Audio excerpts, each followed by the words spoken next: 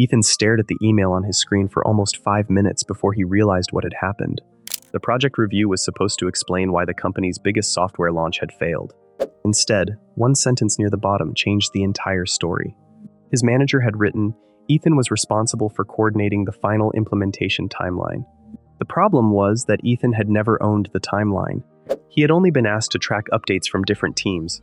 But now, the failure had a name attached to it. 6 months earlier, Ethan was considered one of the most reliable people on the operations team.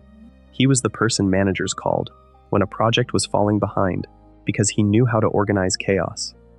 When a major client rollout started, his director asked him to help keep everyone aligned. It sounded like a normal support role. Ethan created spreadsheets, followed up with teams, and made sure meetings happened on time. At first, everything seemed fine. The project had dozens of moving parts, and Ethan assumed the extra responsibility was a sign that leadership trusted him. But then small things started changing. His name appeared on more meeting notes. People started asking him for decisions he was never authorized to make. And one message from his director stood out. Can you make sure this gets across the finish line? Ethan interpreted it as encouragement. What he didn't notice was that responsibility was slowly moving toward him without the authority that normally comes with it. The first warning sign came 3 weeks before launch.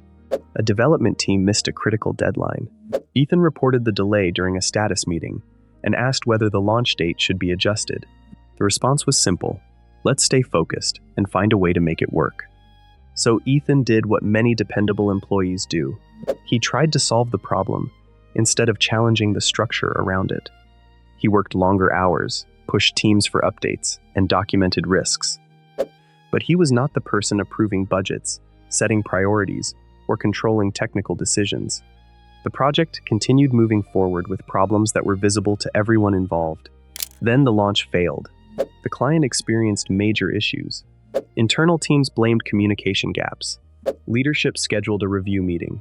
Ethan expected a discussion about what went wrong across the organization. Instead, he received the email. The message summarized the failure and listed several causes. Near the end, it said Ethan had managed the implementation process and had failed to escalate issues effectively. That sentence was the clue that changed everything. Ethan went back through months of emails, meeting notes, and project documents. He noticed a pattern. Every time he raised a concern, his messages were framed as updates, not decisions. Every time another team made a choice, the approval came from someone else. But the final summary described him as if he had controlled the entire operation. This type of situation happens more often than people expect. Workplace responsibility is not always assigned through official job descriptions.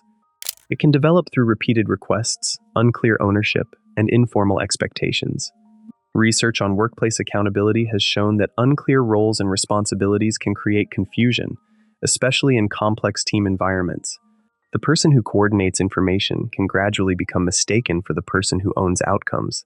The biggest problem was not that Ethan had failed to communicate. The problem was that communication became confused with control. The situation became more serious when Ethan learned that senior leadership had already been discussing the project risks before the final review. The review was not the first time they heard about the problems. It was the moment they needed to explain why the problems were not solved. And Ethan's name was the easiest one to attach to the process. But the full picture was more complicated. His manager was not necessarily trying to destroy his career. The manager was under pressure to explain a failed project and relied on the person who appeared most connected to the daily work. Ethan had become visible, but not in the way he expected. The same visibility that made him valuable also made him vulnerable. Ethan changed how he worked after that. He stopped accepting vague ownership. When someone asked him to drive a project, he started asking what decisions he actually controlled. After meetings, he sent short written summaries that clarified responsibilities, deadlines, and risks. He also made sure important decisions were connected to the people who made them. The original email stayed in his inbox, not because he was angry, but because it reminded him of something important. Being the person who organizes the work does not always mean you own the outcome. The most dangerous workplace situations are not always created by one dishonest person. Sometimes they happen because responsibility moves quietly until everyone forgets where it started. Have you ever been blamed for a result you helped manage but did not control? Did you notice the warning signs before it became a problem?